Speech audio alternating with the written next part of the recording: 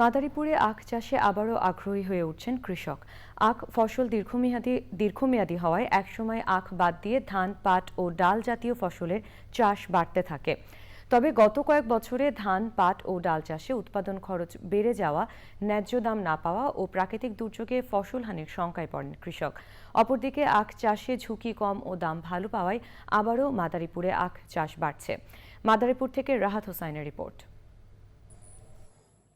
ধান ও পাট সহ বিভিন্ন রবি ফসল উৎপাদনে খরচ বেশি, বাজারে মূল্য কম ও প্রাকৃতিক দুর্যোগের ঝুঁকি থাকায় আখ চাষে আবারও ঝুঁকছেন মাদারীপুরের কৃষক।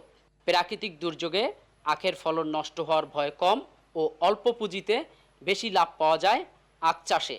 এবছর কালকিনি ও রাজৌর উপজেলার বেশ কয়েকটি গ্রামের কয়েকশো একরে প্রথমবারের মতো আখ চাষ শুরু করেছেন চাষি।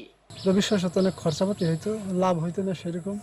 আবার বর্ষা বৃষ্টিতে মাটি যেত, এই কারণে লাভের বিষয়টা বেশি দেখে আর কি আখের চাষ করা হয়। আখের লাভবান বেশি, বৃষ্টি হলেও সমস্যা নাই, রৌদ্র হলেও সমস্যা নাই। আখের চাষ শুরু করছি কারণ আখের লাভ অনেক বেশি হয় এবং এটা দিয়ে গুড় বানানো হয়।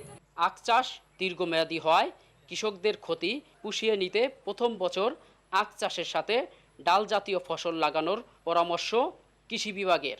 আখের যে শুরুতে যখন তার চারা অবস্থা থাকে, তখন আপনারা পাশাপাশি এই আখের জমিতে বিভিন্ন ধরনের শাকসবজি, পেঁয়াজ, রসুন, ডাল জাতীয় ফসল এগুলো চাষ করে আপনারা পুষিয়ে নিতে পারেন। মাদারীপুরে সুগার মিল না থাকলেও স্থানীয়ভাবে উৎপাদিত গুড়ের ব্যাপক চাহিদা রয়েছে।